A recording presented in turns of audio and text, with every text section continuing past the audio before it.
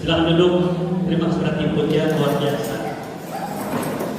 Saya bersyukur kepada Tuhan karena bersama-sama dalam ibadah Pranata saya diunisinakan pada tahun ini. Setelah sekian lama tidak bersama di sini, sehingga terakhir tahun 2019 kalau tidak salah saya masih di bangunan lama. Sekarang bangunan yang baru luar biasa, walaupun tidak berapa belum siap sepenuhnya, tapi sudah merasa keindahan, merasa suasana yang sangat-sangat saya katakan sini yang memberangsangkan. Dan saya percaya semua karena berkat dan kasih Tuhan yang Tuhan sudah curahkan melalui jemaat Tuhan, kepemimpinan gereja di sini, jemaat Tuhan di sini. Dan pada hari ini kita dapat menikmati. Saya bersyukur karena satu kehormatan bagi saya untuk dapat mengkongsikan firman Tuhan pada malam hari ini. Saya ajak jemaat Tuhan untuk bersahabat dengan saya. Saya tidak pandai bahasa BM, bahasa Murut, yang saya tahu onsoy. Haleluya. Saya kan itu sejauh, betul ya, baca kadang cepat, takut salah sebutan. Ini karena marah di kantor yang saya membuatkan menjadi penonton. Haleluya. Amin. Hamba Tuhan. Kalau bukan hanya hamba ini karena suruh ini anak Tuhan. Amin. Haleluya, luar biasa. Terima kasih karena percayakan saya untuk dapat menyampaikan cek Tuhan pada malam hari ini. Bersama dengan saya coba sampaikan pelan-pelan dengan bahasa sahabat kita sehari-hari. Dan saya coba sampaikan tidak panjang, jadi kurang 2 jam cukup. Haleluya, kalau ini kurang daripada 1 jam, jadi 40 menit doakan lalu setengah jam. Kalau setengah jam itu mukjizat. Haleluya.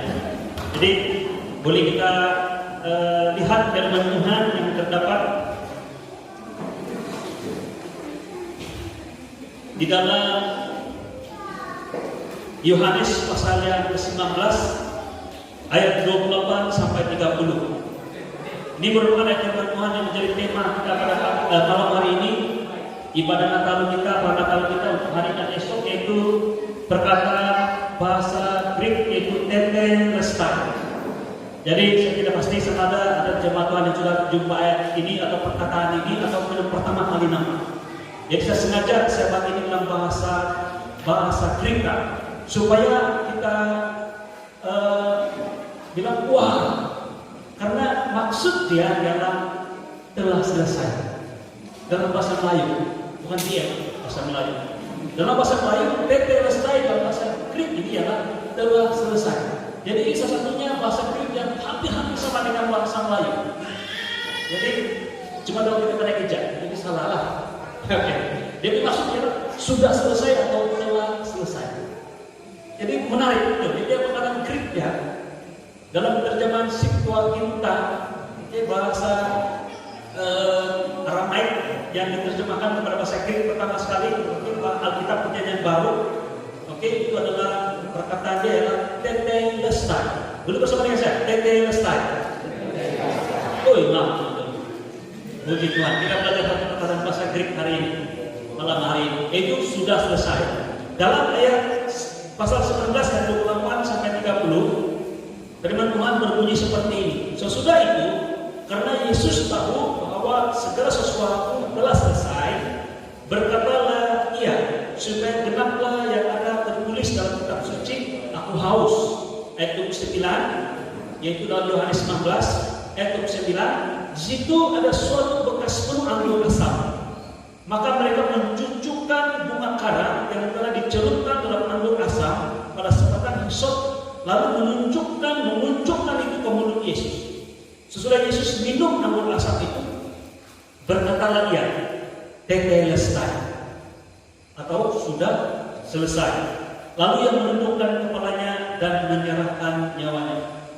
Saudaraku, tema yang saya akan sampaikan pada hari ini dan juga esok adalah berbicara tentang pekerjaan Tuhan Yesus yang merupakan kehendak Bapa di sorga. Dia lahir, menjadi dewasa dan melayani secara efektif 3 tahun setengah, dalam umurnya 30 hingga 33 tahun setengah, lebih kurang itulah yang diperkirakan menurut ahli sejarawan 3,5 tahun. Kemudian dia mati di kayu salib. Dan 3 hari kemudian dia bangkit dari dalam kematian. Pada waktu sebelum dia meninggal, sebelum dia mati, lebih tepat lagi dia menyerahkan nyawanya. Saya beritahu, tidak ada siapa yang boleh membunuh Yesus. Baik Inggris, baik tentara Romawi, tidak ada yang mematikan Yesus. Dia mati karena justru dia menyerahkan nyawanya. Ini penting nih kalau kita pahami. Oh, saya punya Tuhan karena bunuh. Dia tidak akan bunuh. Dia menyerahkan nyawanya. Cuma proses itu adalah seperti dia dibunuh. Yesus menyerahkan, sebelum dia menyerahkan nyawanya, dia katakan di perkataan ini, satu perkataan dalam bahasa Greek, tapi dua perkataan untuk kita yaitu sudah selesai. Jadi sepanjang dua khotbah yang saya bawa hari ini, malam ini dan esok, saya akan kita bersama-sama urungkai dengan bimbel Roh Kudus apa maksud ataupun apa yang sudah Tuhan selesaikan kepada kita yang percaya pada Dia. Apa yang Dia sudah selesaikan. Sebenarnya banyak, tapi kita coba lihat yang paling utama, yang menjadi dasar. Karena yang dasar inilah yang menentukan yang lain itu kita tahu sudah selesai. Mungkin kamu katakan, Ketua, kita masih perlu bekerja, ada persoalan yang timbul. Kita masih perlu bikin kawasan, kita masih perlu siapkan gereja, kita masih perlu mengumpulkan uang dan sebagainya. Apa maksud sudah selesai? Masih perlu pembedahan dan sebagainya, perlu hospital dan sebagainya, perlu semua. Saya beritahu, apa yang kita katakan, dan apa yang kita perbahaskan, apa yang saya akan kita rungkaikan bersama-sama, yang kita dengar bersama-sama pada malam hari dan esok adalah apa yang berlaku di dalam Roh. Karena apa yang kamu persoalkan, seandainya kamu persoalkan, ada sesuatu begitu penuh tua. Oke, tapi ini cikgu ini kan anak-anak dia pandai masih timbulkan soalan. Ada soalan, dia ada bagus. Banyak soalan ya, anak-anak tidak mau tanya. Oke, yaitu semuanya apa yang kita mau persoalkan itu adalah kita lihat dari segi material, fisikal, tubuh, apa yang kita nampak rasional, apa yang kita nampak logik, apa yang kita masih boleh pegang sebagai fakta dan sebagainya. Tapi apa yang disampaikan oleh firman Tuhan bahwa seluruh firman Tuhan, saya berkata firman Tuhan, jika kamu mendengar firman Tuhan di luar, terutama di mimbar Semandang ini, sebenarnya di mana-mana. Tapi secara begini si marah. Ini adalah disampaikan bukan apa yang material, tapi apa yang roh. Belum bersama dengan saya. Banyak kali Paulus mengajar, katakan hiduplah oleh roh, hiduplah oleh roh, jangan oleh daging. Orang benar hidup oleh iman. Iman maksudnya kita mempercayai sesuatu yang kita tidak nampak. Kalau kita dapat, kita lihat, kita dapat bukti, itu bukan iman. Itu sudah reality. Iman hanya diperlukan apabila kita tidak nampak macam tidak betul, ataupun tidak ada yang kita boleh nampak sebagai bukti. Tapi jangan susah, karena ketika kita hidup oleh roh, dalam perhatian pasal 5, oke, dia hidup oleh roh akan lahir perbuatan ataupun bukan lebih tepat perbuatan. Karena saya percaya Roh Kudus pimpin supaya Paulus menulis bukan perkataan perbuatan, tapi tentang buah roh. Dan apabila dia tulis, dia pen out, tulis itu buah-buah roh, semua adalah perbuatan. Kasih, sukacita, damai sejahtera, kemurahan, kelemah lembutan, kesabaran, dan yang paling utama sekali, di ujung sekali yang ke-9, kawalan diri, self control. Kalau itu kita persoalkan termasuk yang sabar, yang tidak cepat marah, bukan tidak boleh marah, mesti marah kita. Marah-marah saya. Dan itu jujur dengan saya. Tapi jangan sampai petang lah. Nah itu sejalan bilang jangan sampai petang. Sampai matahari terbenam. Boleh marah kita mendidik, mendisiplinkan dan sebagainya. Apa yang kita sampaikan adalah dalam roh. Tapi percaya bersama-sama dengan saya. Apa yang Tuhan katakan tentang apa yang dalam roh ini adalah lebih reality berbanding dengan apa yang kamu nampak sebagai reality ini. Apa yang kamu nampak ini tidak bersifat kekal ini. Berapa tahun boleh tahan ini? Ya, berapa itu yang terkait. Ini sudah berapa lama? Mungkin 10 tahun, 20 tahun. Kita masih sekolah di rumah istilah ini. Kita buat tidak kekal ini. Tubuh kita itu tidak kekal. Kan? 5-6 tahun lalu saya masih ada bapak, ada ibu. Sekarang saya jadi yatim piatu. Bapak saya meninggal tahun 2015, ibu saya meninggal 2019. 1 minggu atau 2 minggu sebelum itu. Jadi itulah saya katakan bukan ibadah lah, ada pertemuan ataupun orang datang ramai bila ada kematian. Dalam tempoh 2 tahun itu kadang-kadang satu keluarga sedang ada dalam bila ada keluarga kematian. Jadi ibu saya di kampung yang terakhir sekali ramai-ramai sebelum disiarkan tiket. Saudaraku, apa yang lebih bersifat kekal adalah apa yang Tuhan roh. Malah apa yang ada hari ini semua karena apa yang Tuhan katakan di firman-Nya dalam roh. Jadilah itu terjadi. Amin. Saya berdoa jika kita percaya apa yang Tuhan katakan tentang kita, saya perlu katakan karena apa yang saya sampaikan ini adalah bersifat roh. Saya mau menjalankan persoalan berdasarkan secara fisikal material, secara logik. Kenapa saya usahakan logika? Tidak masuk akal. Pernah dengar bahwa pemberitaan Injil Paulus katakan sebagai satu kebodohan. Betul kan? Tapi Tuhan bilang kebodohan pemberitaan Injil ini membungkam, memalukan orang-orang bijak di dunia ini. Kenapa? Kenapa orang yang bodoh ketika kita menyatakan tentang firman Tuhan?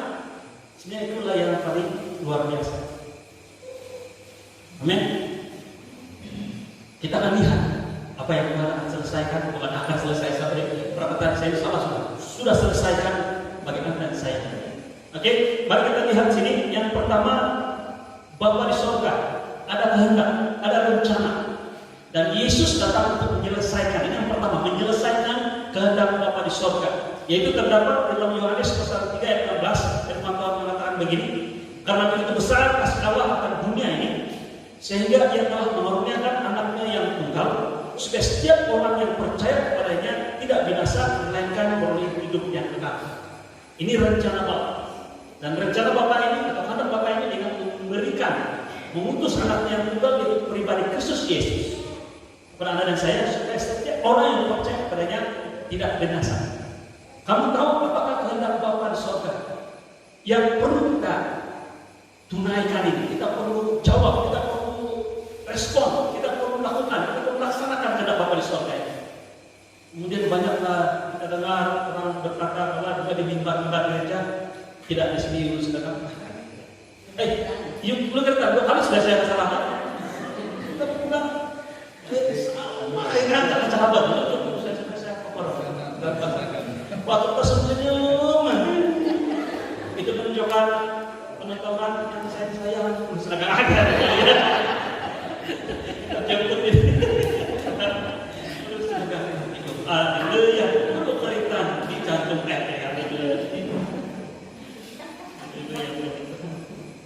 Nah, saya sudah lupa, sebelumnya sudah saya dimulai sudah saya, yaitu Yesus diberikan kepada kita. Amin. Ini adalah kehendak Bapa, dan satu-satunya kehendak Bapa di surga yang ada dan saya perlu tunaikan. Saya katakan tadi di mimbar gereja mengajar kita untuk menunaikan banyak kehendak Bapa. Antara lain ialah untuk melakukan itu, melakukan ini, melakukan itu. Kalau tidak melakukan itu, tidak boleh ini dan sebagainya. Banyak kan? Tetapi satu-satunya kehendak Bapa untuk kita buat, kalau ada yang perlu kita buat, satu saja. Dengar baik-baik ini. Masih ingat lagi dia bilang, bukan semua orang Yesus bilang yang berseru kepada Bapa, yang berseru kepada Tuhan akan masuk dalam kerajaan surga. Melainkan mereka yang melakukan kehendak Bapa yang di surga. Kemudian banyak orang kupas apa itu kehendak Bapa di surga, termasuk rajin datang gereja. Sebenarnya betul, amin. Datang gereja itu, tapi itu bukan kehendak Bapa. Itu adalah respon karena kita melakukan kehendak Bapa. Yang satu-satunya ini di bonus saya tidak ada penonton saya bagi, yaitu percaya kepada Dia yang diutus Bapa, Yesus. Percaya, itulah satunya kehendak Bapa. Macam dari surga kan akan melihat Anda. Dia bilang, lakukan ini kehendak saya yang saya mau lakukan ini. Satu ini. Oh, saya tahu, datang ke gereja rajin kita menderma dalam kantor gereja dan sebagainya. Oke, tapi bukan itu. Yang saya mau adalah kamu percaya pada Yesus Kristus. Saya percaya kepada Bapa satunya. Dan Yesus datang untuk menyelesaikan ini. Firman Tuhan di dalam Galatia pasal 1 ayat 4. Galatia pasal 1 ayat 4. yang telah kesinambungan ayat yang ketiga, tapi saya sebutnya yang keempat, yang telah menyerahkan dirinya, yaitu Yesus, karena dosa-dosa kita untuk melepaskan kita dari dunia jahat yang sekarang ini, menurut kehendak Allah dan Bapa kita. Jadi kehendak Allah dan Bapa kita adalah untuk Yesus datang dan menyerahkan nyawanya mati di kayu salib dan mengampuni dosa kita dan melepaskan kita dari dunia yang jahat sekarang ini. Sesuatu perkataan sekarang ini karena dia sentiasa sekarang. Jadi apa masalah Anda sekarang? Tuhan mau melepaskan kita. Dan ini kehendak Bapa. Dan ini kehendak Bapa melalui Yesus Kristus. Ini yang Tuhan kita dalam pribadi Yesus mau melaksanakan David Dulu dan saya, melepaskan kita, mengampuni kita, melepaskan kita dari yang jahat. Oke, seterusnya dalam Lukas 22:42, Yesus telah melakukan sesuatu yang luar biasa, yaitu minum. Dia katakan minum dari cawan. Saya beritahu saudaraku dalam Alkitab, apabila kita minum cawan ini selalu dalam Alkitab bukan secara khusus tapi secara general. Dalam Alkitab, secara teologi orang teologi setuju ini. Cawan akan menggambarkan tentang murka ataupun kemarahan Tuhan. Dan dalam ayat yang keempat, dalam Lukas 22 ayat 42, sekali lagi Lukas 22 ayat 42, doa Yesus dia katakan, ya Bapa, jikalau engkau mau, ambil cawan ini daripada aku, tapi bukan kehendakku, melainkan kehendak-Mu lah yang jadi. Dia berbicara tentang cawan yang di Bapak seakan-akan saya dapat menggambarkan Bapak saudara serahkan cawan itu kepada Yesus untuk dia minum. Apakah itu cawan murka atau penghukuman? Dan Yesus katakan ini, kalau kehendakmu, kalau kehendakmu biar cawan berlalu, tapi bukan kehendak tapi kehendak terjadi. Dan ternyata kehendak Bapak saudara untuk Yesus minum cawan ini, cawan murka. Mungkin persoalannya adalah cawan apa yang dikeluarkan. Tiba-tiba ada galas sinar di sana. Ini adalah merupakan tentang kemarahan Tuhan, penghukuman yang Tuhan mau berikan kepada manusia karena dosa-dosa kita. Anda berdosa, saya berdosa. Kita harus minum cawan murka Tuhan ini. Dan Alkitab mengajar bahwa semua orang telah dimurkai, atau dikata lain berdosa dan kehilangan kemuliaan, jatuh dari kemuliaan Tuhan. Berdosa, semua orang berdosa. Dan Yesus perlu minum cawan murka ini bagi pihak Anda dan saya. Dia yang minum. Masih kan dalam ayat yang kita baca awal-awal tadi, firman Tuhan mengatakan dia minum anggur asam. Nanti saya akan jelaskan apa itu anggur asam dalam khotbah Yesus. Tuhan Yesus minum cawan penghukuman ini. Inilah kehendak Bapa yang Tuhan Yesus selesaikan, yaitu minum cawan. Bukan Anda yang minum. Sebenarnya itu adalah cawan Anda dan saya. Yang perlu Anda minum, perlu saya minum. Saya perlu hukum, saya perlu menerima murka Tuhan ini. Tapi murka dan kemarahan Tuhan, hukuman ini, dan penghukuman adalah penghukuman kematian diambil oleh Yesus bagi pihak Anda dan saya. Sebab apa? Di dalam Roma pasal 8 ayat 1. Saya bilang saya salah juga lagi. Ya slow-slow. Dalam Roma pasal 5 ayat 1, firman Tuhan mengatakan begini, sebab itu kita yang dibenarkan karena iman, dia katakan sini. Oke, kita ini dulu di Roma 8 ayat 1-an, bukan 5 ayat 1, di 8 kita lupa di 8 dulu. Roma pasal 8 ayat 1 dia katakan begini, demikianlah sekarang tidak ada penghukuman bagi mereka yang ada dalam Kristus Yesus. Siapa kita lihat dan percaya bahwa mereka yang dalam Kristus Yesus atau yang percaya pada Yesus, bukan yang ada nama orang putih saja. Besok kan yang orang suku kita dalam huruf, kebanyakan masih nama original, kan? Kita tahu sekarang yang baru ini semua sudah kebaruan, Ronaldo, Messi dan sebagainya. Jadi kalau nama orang putih, Kristen sudah tidak mestinya. Tapi mereka yang terima Yesus, percaya pada Yesus, firman Tuhan katakan ini. Anda sedang tidak sedang, Anda rasa logik tidak logik, Anda mau persoalkan, Anda mau rasionalkan dengan kelakuan Anda, tapi yang pasti kalau kau percaya pada Yesus, mereka yang ada dalam Yesus tidak ada penghukuman lagi. Ini yang telah diselesaikan. Tidak ada penghukuman. Sedih kan kalau orang Kristen yang sudah percaya Yesus tanpa menghukum dirinya. Lebih sedih lagi adalah kalau kita menghukum orang lain, sedangkan penghukuman itu sudah ditanggung oleh Yesus. Nah, tua, imamlah, tapi kesalahan dia ini selalu dia buat, Pak. Selalu dia buat, dia ulang-ulang, jadi mesti mau kasih disiplin sedikit.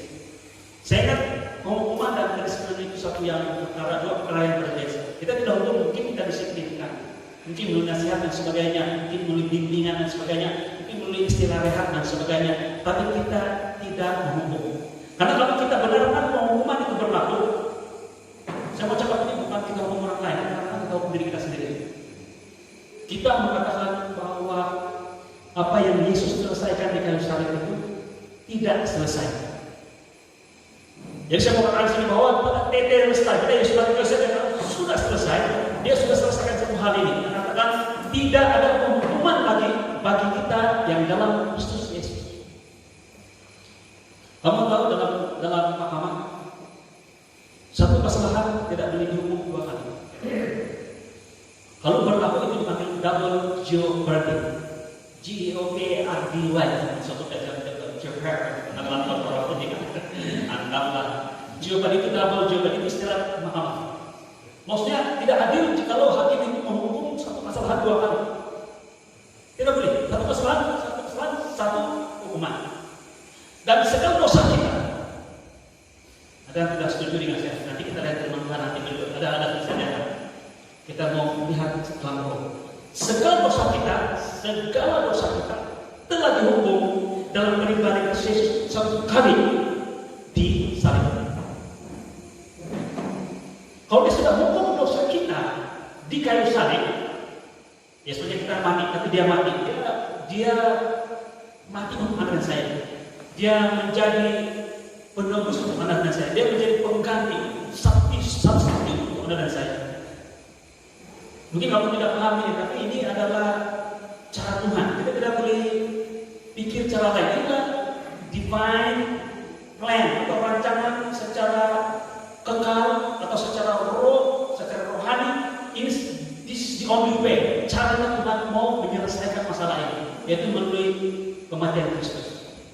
Dan jika segala dosa Anda dan saya sudah dihukum pada pribadi Kristus Yesus, adalah double jeopardy, tidak adil. Bukan untuk Anda saja, tapi Anda mengistilahkan bahwa sudah tidak adil jika kita hukum juga dosa yang sama itu pada diri Anda. Jadi mungkin sebelum kita lebih jauh jalan, jika ada di sini yang merasa mau menghukum dirinya, belum bertobat. Pada 2018 saya sempat pergi ke seminar pembapaan pastor-pastor Sabar dan Sarawak di IPCC di Pulau Pinang, oleh gereja Pastor Sam Surendran. Ini satu bentuk penghormatan secara tinggi lah, karena semua waktu itu datang pastor-pastor semua. Seseorang jago doa. Nampak si Pastor Charles daripada gereja Putaran Ministry Center, TMC. Kemurahan Tuhan, Pastor. Oke. Bisa cepat kalau bisa menjadi pastor. Oke. Pastor Surendran dia berkesaksian. Dia bilang dulu saya pikirkan kalau saya salah, dia sudah melayani Tuhan, tapi kadang-kadang kita tidak sempurna deh. Kadang-kadang kita buat hal juga, kadang-kadang kita buat silap. Kita buat sempurna, kita tidak perfect. Saya bilang dalam hari ini kita tidak perfect, kita masih melakukan kesalahan dari masa ke masa. Bukan dikalahkan, tapi beginilah. Jadi cara dia katakan, oleh karena saya bersalah untuk anak saya sudah melayani sebagai hamba Tuhan, sudah melayani sebagai Tuhan, saya bersalah juga, dia hukum diri dia. Kamu tahu apa dia buat? Dia lagi dia. Bayangkan apa yang dia buat. Dia bilang dia cukur, dia punya bulu-bulu kaki. Nah ini kalau saya sedang tangkap video sekarang ini, nanti saya akan tahu di YouTube, dia dengar. Saya cakap apa yang dia cakap. Balik saya. Dan waktu itu ramai pastor datang. Itu masuk saya. Dia bilang dia cukur, dia punya bulu. Dia pikir itu baku habis yang menghukum diri saya. Dan beberapa dia cakap, tapi dia pikir dengan cara itu macam dia membayar harga dia punya kesalahan. Mungkin itu sampai lucu sedikit kan apa yang pasal saya sudah buat. Tapi kita tidak setara, kita juga menghukum diri kita kadang-kadang. Nakwa ataupun dikan ataupun pentingan kau minggu depan pelayanan seorang lain dulu lah. Kenapa? Ada sesuatu yang kita buat mungkin yang memang kita rasa tidak layak. Kita tanpa sadar kita sedang menghukum diri dan kita melakukan satu kesalahan atau menyatakan sih bahwa Bapak sudah tidak adil atau kita katakan bahwa apa yang Yesus lakukan di kayu salib itu sudah selesai. Nah, mungkin perlu juga kita melihat secara emosi dan sebagainya, perlu juga lah. Tapi jangan sampai Anda menghukum diri Anda. Amin. Ini kadang-kadang yang remaja-remaja ini suka menghukum diri sendiri. Diet pun sampai itu bukan menghukum itu kan, itu berkali-kali. Gitu. Nah, saudaraku, tidak ada penghukuman lagi untuk Anda dan saya. Jadi jika ada berlaku suatu musibah, jangan musibah berlaku dengan siapa-siapa jemaat Tuhan. Jangan katakan bahwa itu Tuhan punya balasan sengaja. Tidak, tolong jangan. Itu perbuatan iblis. Kita kencing di dalam nama Yesus. Karena orang Kristen tidak ada penghukuman lagi. Amin. Tidak ada penghukuman lagi. Kadang-kadang kita salah paham. Tidak ada saudara kita yang mengalami musibah kita kata, terus Tuhan hukum dia. Coba kamu itu kasih refleks dengan diri kita sendiri. Itu bukan penghukuman, itu pekerjaan kita sih. Tertinggi dalam nama Yesus. Tapi satu hal yang luar biasa. Saya mengetahui sudah bisa sampaikan. Punya besok punya nota. Tapi saya katakan ini, Tuhan berubah untuk menjadi berkat. Amin. Malah itu yang Tuhan selesaikan dengan dan saya. Dalam Roma pasal 5 ayat 1 dikatakan begini. Sebab itu kita yang dibenarkan karena iman, kita hidup dalam damai sejahtera dengan Allah oleh karena Tuhan kita Yesus Kristus. Dengar itu. Kita yang hidup oleh iman, not by sight, not by might, by sight, tapi by the Spirit of the Lord, berdasarkan iman, berdasarkan iman. Kita percaya apa yang Tuhan katakan dengan saya. Apa yang Anda percaya? Tidak ada penghukuman dari untuk saya, karena Yesus telah selesaikan itu di kayu salib. Dan saya tambahin satu kali untuk selama-lamanya. Mana itu? Mari kita lihat dalam Ibrani pasal 1 ayat 3. Ibrani pasal 1 ayat 3. Ibrani pasal 10. Tapi mari kita lihat dulu di Ibrani pasal 1 ayat 3 ada kata begini. Ia adalah cahaya kemuliaan Allah dan gambar wujud Allah dan menopang segala yang ada dengan firman-Nya yang penuh kekuasaan. Dan setelah ia selesai dia istirahatkan sebelum dia menyerahkan nyawanya, sudah selesai. Setelah ia selesai mengadakan penyucian dosa, maksudnya penyucian dosa sudah selesai buat Anda dan saya yang percaya pada Yesus Kristus. Ini benaran ini hanya mereka yang sudah percaya pada Yesus. Jadi siapa yang belum percaya pada Yesus, saya merayu, saya persuade, saya pujuk Anda untuk percaya pada Yesus. Ini satu-satunya cara untuk kita mengalami penyucian, pengudusan. Dia katakan begini, setelah ia selesai mengadakan penyucian dosa, ia duduk sebelah kanan yang maha besar di tempat yang tinggi. Kalau kita baca firman Tuhan, kamu berkata, kamu ada pertanyaan soal, kalau baca kita tanya soal, pernah? Saya dorong kamu bertanya soal. Kenapa dia duduk, Pak? Selepas selesai kita duduk, kamu duduk. Kalau ayat ini, kalau kita lihat dalam Ibrani pasal 1 ayat 3, dia merujuk kepada aktiviti ataupun pekerjaan imam-imam di bait Allah. Kalau di bait Allah, imam di kemah pertemuan itu tidak ada perabot kerusik. Yang lain ada besen, basuhan, ada candlestick, itu kaki dia, ada meja, showbread, tempat letak roti dan sebagainya. Tapi tidak ada kerusik. Maksudnya imam-imam sentiasa bekerja siang malam untuk mempersembahkan korban. Karena firman Tuhan mengatakan bahwa itu hanyalah gambaran daripada apa yang sebenar, yaitu korban Yesus Kristus. Dan setelah korban Yesus Kristus itu dilakukan satu kali, dia akan selesai mengatakan itu. Dia duduk. Maksudnya di kemah suci yang ada di sorga ada korupsi. lebih tepat lagi mungkin singgasana itu takhta. Yesus duduk. Kenapa dia duduk? Dia seperti imam besar kita. Dia sesungguhnya imam besar. Kalau sekarang ini kalau orang Israel masih mau harap ada itu bait suci. Sekarang bait suci tidak ada. Sudah langsung runtuh. Pada waktu tahun 70, AD 70. Oke, di kantor Romawi belum bisa hancur, tidak ada lagi bait suci sampai sekarang. Jadi orang-orang Israel sekarang yang masih memiliki agama Yahudi, mereka mempunyai kerinduan untuk mau ada bait suci supaya mereka dapat mengadakan korban tadi. Bagi kita yang percaya pada Yesus, kita tidak perlu baik atau tidak perlu ada kemah pertemuan itu lagi, karena Yesus telah menyelesaikan pekerjaannya satu kali selesai dan dia duduk. Dalam Ibrani 10 ayat 10, saya berayat yang saya sebut malam ini, boleh membaca nanti, yaitu pasal 10, boleh baca ini, yaitu Ibrani 10 pasal 10 ayat 10, ayat 12, ayat 14, 16 sampai 18.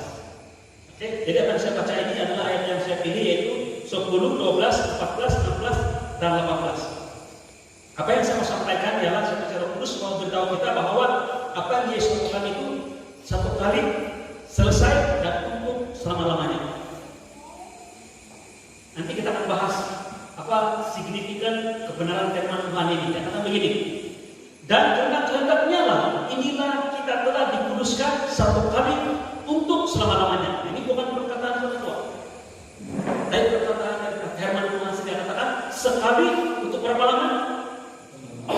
Selama-lamanya. Tapi apa yang kita katakan kepada diri kita, kepada jemaat, kalau kita menyampaikan firman Tuhan, kita katakan Tuhan sudah ampuni kamu until your next sin. Tuhan sudah mengampuni kamu sehingga kamu berdosa lagi. Nah, ini yang boleh percaya sih. Saya terangkan, awal-awal saya katakan kita hidup oleh roh. Kalau logik, saya tidak logik. Kalau saya bersalah dengan satu kawan saya, itu saya minta maaf, seruai saya sakitkan kau kan, yang oke sama kau. Tapi lain kali kau buat lagi, akhirnya kan gitu kan maksudnya, dan nanti buat kesalahan lagi, nah belum tentu saya maaf. Waktu buat salah lagi, saya minta maaf lagi. Oke, saya pakilin kau. Tapi saya yang seruai bagus. Dua paling tiga, paling empat, paling lima, saya bagus lagi. Jadi kita selalu melihat logika ini dengan apa yang Yesus lakukan di kayu salib yang dia katakan sudah selesai. Kamu dapat di message yang kita mau dengar malam ini sangat penting. Saya mau semua kita memiliki satu, saya berdoa supaya Roh Kudus nanti kita memampukan kita percaya pada kebenaran ini, bahwa Anda telah diampuni sekali untuk selama-lamanya sepanjang hidup Anda. Kamu orang bilang, jadi menurut Tuhan, dosa saya yang selepas saya akan buat lepas ini sudah diampuni juga. Amin. Iya. Jadi bila saya buat dosa terus ini, saya berkata, kalau kamu tahu dan dapat menikmati, menghayati perkataan firman Tuhan ini, begitu besar kasih Allah akan dunia ini, sehingga Dia berikan anaknya yang tunggal. Barang siapa yang percaya padanya tidak akan binasa, melainkan beroleh hidup yang kekal. Kamu tidak akan pergi sana gila-gila atau melakukan dosa. Tapi justru karena kasih Allah ini yang mengampuni kita sampai mati untuk Anda dan saya akan menjadi, saya katakan di sini secara manusiawi, mendorong kita, tapi lebih tepat lagi adalah kuasa Roh Kudus, the power of the Holy Spirit untuk memberikan Anda untuk pergi dan tidak berdosa lagi. Malah orang yang sentiasa melakukan dosa, pusing-pusing dan sudah bertobat berdosa lagi, adalah orang yang tidak percaya bahwa dosa dia sudah diampuni. Sehingga dia itu oleh iblis bilang, dosanya kau memang berdosa, itulah kau buat lagi. Sebelum mau bertobat, kau nanti bisa mendapat kau buat lagi, buatlah. Itu adalah penipuan iblis. Katakan kepada iblis, Yesus sudah mati untuk saya. Segala dosa saya sudah diampuni. Saya adalah orang benar. Saya adalah orang benar, bukan pendosa, bukan dikuasai oleh dosa lagi. Oh iblis, go to hell. Oh, memang di hell itu dia ditempatkan. Saudara, saya perlu katakan ini. Mungkin saya pergi sholat. Siapa tanya yang sholat kepada jemaat kita tahu? Dia kalau memimpin pemuda-pemudi masih bukan tahu. Saya bilang, macam mana kita jadi orang benar sekarang Kristen? Macam mana kita jadi orang yang benar? Righteousness. Oh, menurut bila kita tidak berdosa, kita senantiasa melakukan yang baik, kita rajin ke gereja, menolong orang dan menahan diri kita dari kita melakukan hal-hal yang tidak baik. Betul secara manusiawi. Tapi di depan Tuhan, kebenaran kita bukanlah kebenaran yang dihasilkan dari perbuatanmu dan perbuatanmu. Bukan tindakan kita. Kita diistiakan benar dengan satu hal saja. Karena Yesus mati di kayu salib. Dan kebenaran kita di orang Kristen bukan seperti kebenaran dalam dunia di luar sana yang diukur dengan perbuatan. Kebenaran kita sebagai orang Kristen, saya sedang bercakap tentang roh, adalah berdasarkan anugerah. Kebenaran kita sebagai orang Kristen adalah semuanya, satu-satunya, yaitu melalui anugerah. Anugerah maksudnya apa? Diberikan kepada kamu, walaupun tidak layak. Kalau saya layak dapat itu kebenaran itu adalah kalau saya layak itu karena saya buat sesuatu, itu adalah gaji, itu upah. Itu bukan anugerah, itu bukan grace, itu bukan kasih karunia. Anugerah adalah sesuatu yang kamu terima, yang sebenarnya kamu tidak layak terima, tapi diberikan kepada kamu hanya karena satu cara kamu buat. Percaya Dia yang diutus Bapa. Menurut Tuhan cakap saja bahwa bagi ayat dan kitabnya, betul kan? Menurut dasar, oke, mari kita lihat ini. Mari kita lihat di dalam Roma pasal 1, Roma pasal 5 ayat 17. Roma pasal 5 ayat 17. Kalau kamu belajar sekolah minggu, saya bilang hafal ya. Tidak mau belajar sekolah minggu, tapi belum rujuk ayat masih suka firman Tuhan ini.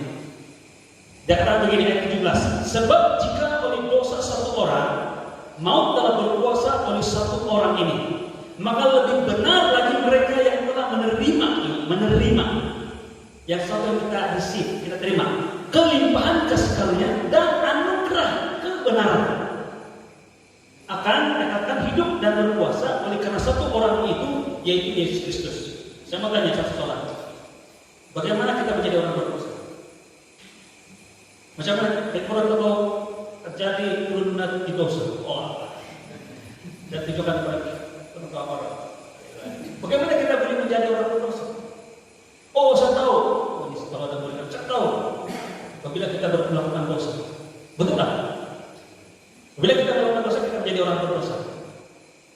Betul. Betul, tapi tidak tepat. Kita menjadi orang berdosa bukan karena kita melakukan dosa. Malah karena kita orang berdosa, kita melakukan dosa. Kita menjadi orang berdosa karena dosa satu orang. Boleh bersama dengan saya. Kita menjadi orang berdosa bukan karena kita melakukan dosa, tapi karena satu orang telah berdosa, yaitu di Taman Eden, yaitu siapa? Adam. Bila Adam tidak berdosa, dosa masuk dalam dunia ini. Semua manusia menjadi berdosa karena satu orang ini. Kita melakukan dosa hanya membuktikan bahwa kita ini orang berdosa. Bukan kita menjadi orang berdosa bila kita melakukan dosa. Boleh bersama dengan saya. Demikian juga, malah lebih benar lagi. Kita menjadi orang benar, bukan kita melakukan yang benar, tapi kita menerima anugerah kebenaran.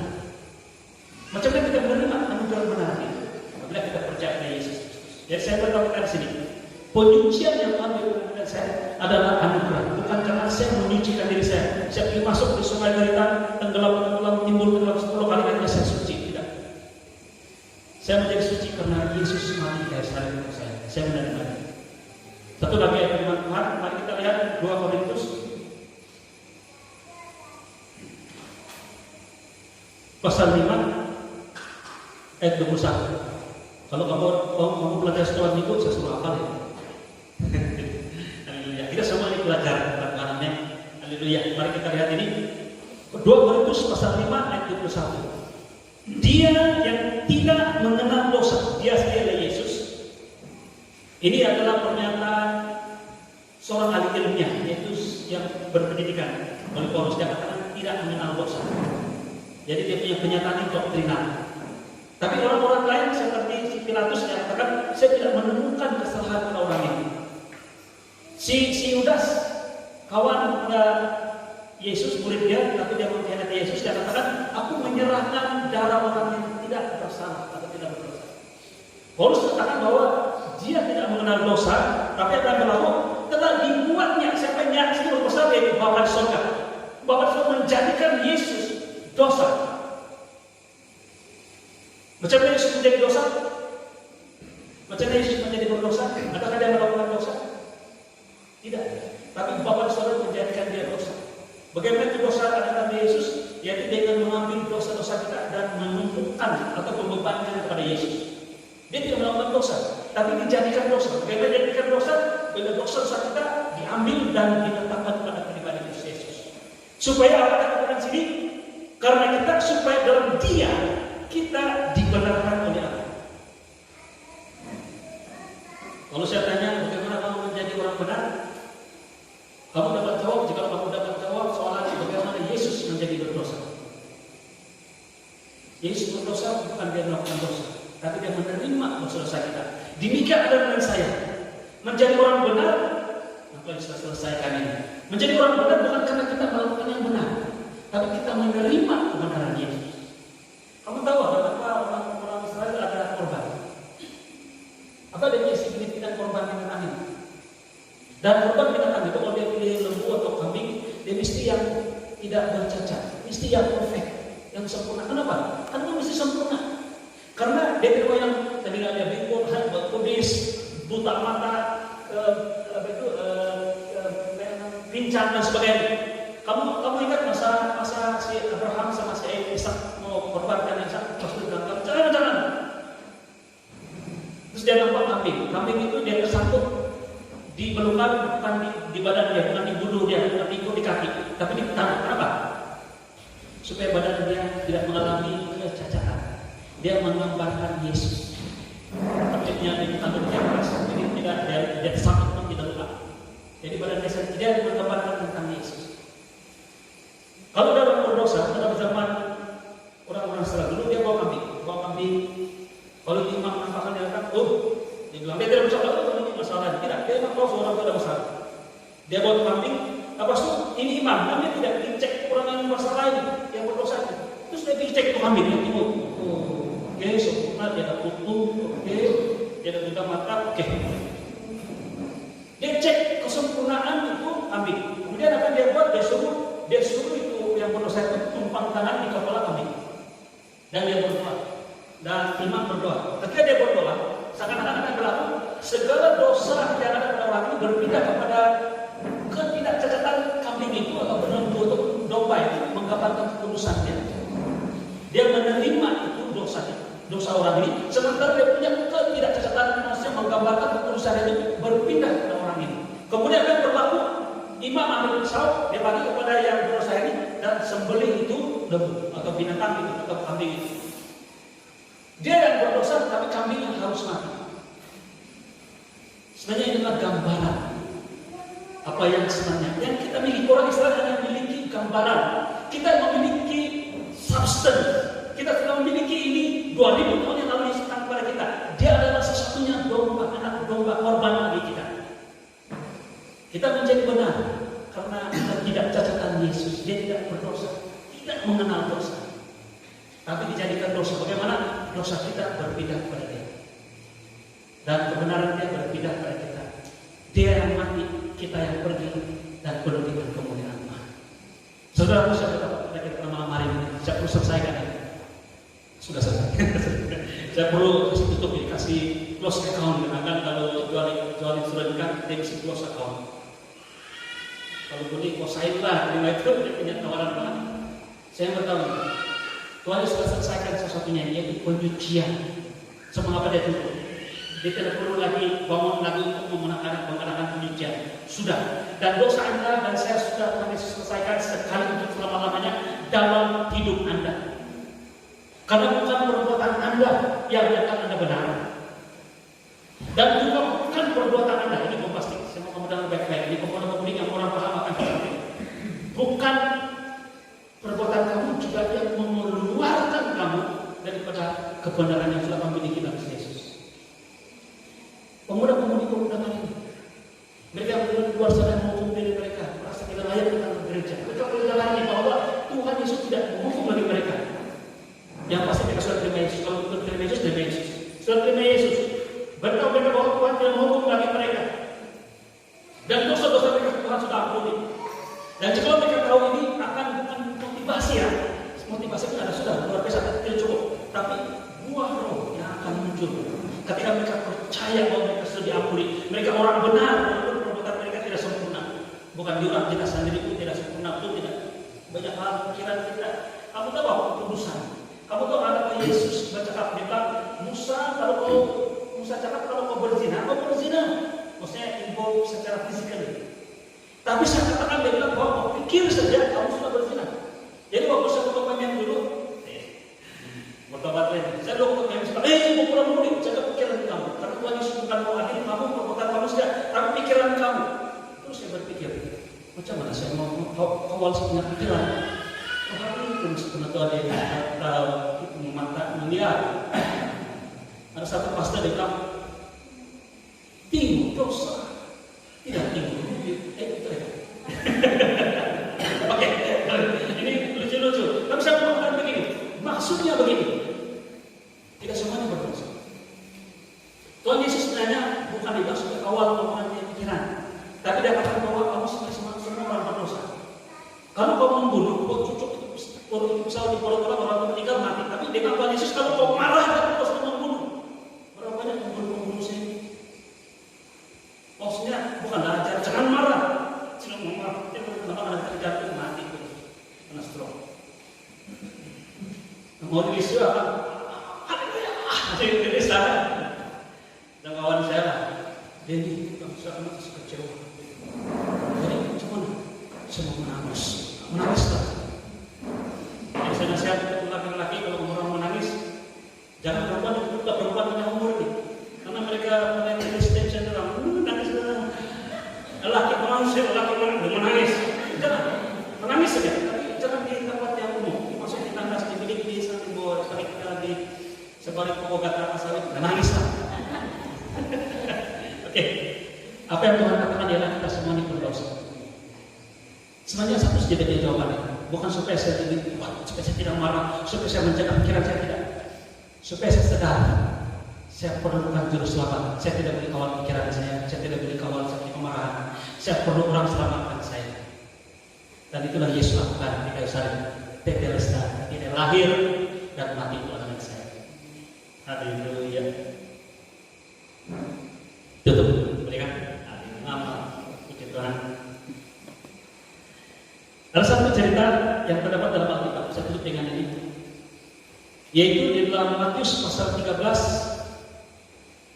ayat 44 sampai 46. Dan ini signifikan dalam Matius terakhir kita penyembahan tadi. Engkaulah harta, engkaulah harta yang ku miliki dan ku hargai Yesusku satu. Betul, itu adalah ekspresi saya kepada Tuhan. Tapi kamu tahu kan, di mata Tuhan dalam ayat ini bukan merujuk kepada Anda dan saya, tapi merujuk kepada Tuhan Yesus. Dalam Matius 13 ayat 44, ayat 46 berbicara tentang harta terpendam dan mutiara. Mari kita baca ini. Hal kerajaan surga itu seumpama harta yang terpendam di ladang, yang ditemukan orang lalu dipendamkannya lagi. Oleh sebab sukacitanya pergilah yang menjual seluruh miliknya lalu membeli ladang itu. Demikian juga hal kerajaan surga itu seumpama seorang pedagang yang mencari mutiara yang indah. Setelah ditemukan mutiara yang sangat berharga itu, ia pun pergi menjual seluruh miliknya lalu membeli mutiara itu. Dahulu waktu saya foto payment, mereka di pertemuan begini kita dalam pengetahuan. Yang saya bilang begini, kalau kamu tidak sanggup bayar harga, jangan pikir mau melayani Tuhan. Kalau kamu tidak sanggup membelakangi semua yang lebih indah dari itu, malah ada satu camp Dia bilang, apa yang paling mahal dalam diri kamu tetap di depan. Saya tangkap betul-betul saya. Itu saya bilang, saya punya kamera yang harga 3.999. Dulu kamera digital mas, kan kita berdua jalan duit pun mau beli juga. Sekarang bapak sudah satu semut. Saya bilang aku bantah. Sampai dia sholat mas, saya paling berharga depan itu. Jadi saya pikir ada sesuatu yang ilustrasi dia mau bagi. Rasa saya bilang, kalau kamu sayang Tuhan dan Tuhan lebih penting daripada harta, yang paling hal ini itu berikan kepada gereja. Allah maksud. Tapi kalau kamu tidak sanggup, tidak pernah ambil dengan. Maksudnya kalau dia datang, maksudnya dia mendoakan Tuhan sedang berbuat. Itu yang paling penting. Karena dia punya cabaran ini luar biasa kok. Angkai program. Saya tahu saya kena kritik. Oke. Kalau kamu orang Tuhan itu yang utama kamu ini kita semua itu pelayan Tuhan ya. Kalau kamu ini pelayan itu serius memang sayang Tuhan lebih daripada segala-galanya yang kamu serahkan depan itu kasih gereja. Belum 1 minggu saya pakai. Nah, saya begitu saya ajar sama mudik. Saya bilang, saya guna ayat firman Tuhan. Saya katakan Yesuslah harta terpendam. Kalau Yesus itu adalah harta yang berharga bagi kamu, kau harus sanggup bayar harga. Tinggalkan semuanya. Tinggalkan terbiak burukmu itu, semua itu. Baru bayar ini. Saya bebankan jemaat seperti itu. Sekarang saya sedar diri tentang Tuhan Yesus. Itu bukan tentang kau, tentang perasaan. Pedagang itu bukan kamu. Harta itu bukan saya. Sebenarnya adalah saya adalah pedagang. Kamu adalah harta. Kamu sangat berharga di mata saya. Kamu adalah mutiara yang indah bagi saya. Saya bilang Tuhan, saya orang berdosa. Sudah lama melayani ibadah, tapi berdosa. Bukan hanya kepada jemaat, tapi kepada orang yang saya sayang, saya sayang hati mereka. Tuhan bilang, kau adalah harta yang terpendam. Kalau dia bisa selamatkan kamu, saya sanggup tinggalkan surga. Saya sanggup pelihara. Kamu tahu macam mana dia kasih dia drama ini cerita, dia nampak itu harta kemudian dipendamkan. Gini deh, kalau bisa coba. Mau apa tidak?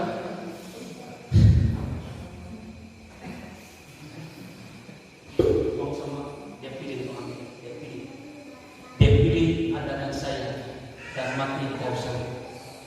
Firman Tuhan ini jangan saudara kita bisa dengan Yesus. Anda adalah saya adalah yang ada. Saya berdoa, bila kamu dengar bahwa Tuhan Yesus sudah mengampuni kamu sekali karena lamanya. Oh, iya kamu pergi sana jadi gila-gila membuat dosa. Oh, bolehlah, saya berbuat dosa. No. Saya berharga dan terpendam. Tuhan sayang dengan saya. Kalau Tuhan Yesus mati untuk saya, bagaimana mungkin saya boleh memberangkat? Baru dia begini.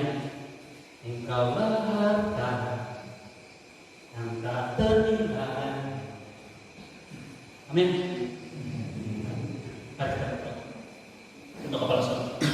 Kepada saudara saya bersyukur kepada Tuhan. Apa yang hamba Mustafa sampaikan pada malam hari mungkin tidak tersusun. Saya bisa sangat bersyukur kepada saudara karena saya percaya Roh Kudus bekerja dalam kami untuk kami memahami bagaimana indah karunia keselamatan yang diberikan kepada kami yang bermula daripada kelahiran kami. Engkau datang ke dunia ini baik kami, malah Engkau mati di kayu salib untuk kami, membayar harga yang mahal untuk mengampuni kami.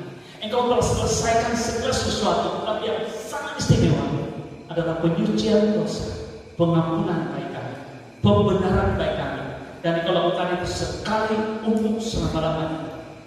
Pada malam ini Bapak di surga, dengan firman Tuhan ini yang menyentuh hati jemaat Tuhan pada malam ini. Ketika mereka membuka hati menerima kebenaran ini, yaitu kebenaran roh, mungkin tidak logik, tidak dapat terima akal, tidak seperti kebiasaan ataupun mungkin tradisi dan sebagainya. Tapi mereka terima al-hadi bahwa pengampunan yang mereka terima adalah bersifat kekal. Tidak pernah diambil dari mereka karena kebenaran mereka bukan perbuatan mereka. Demikian juga adakah keperbuatan mereka berikan mereka terkeluar dari kebenaran yang sudah Tuhan berikan. Saya berdoa dalam nama Yesus, saudara, jika Allah merapi setiap hati, malah setiap tubuh, setiap pikiran anak-anak Tuhan saat ini. Dalam nama Yesus kita semua merapi mereka. Benar, menyatakan kebenaran di Bapa di sorga. Dan dalam hati, lubuk hati mereka mulai berkata begini, Tuhan, saya menerima kebenaran ini. Karena orang benar hidup oleh iman. Saya setiap kebenaran ini kepada mereka. Di dalam nama Yesus Kristus. Semua yang percaya bersama-sama dengan saya. Amin. Haleluya. Tuhan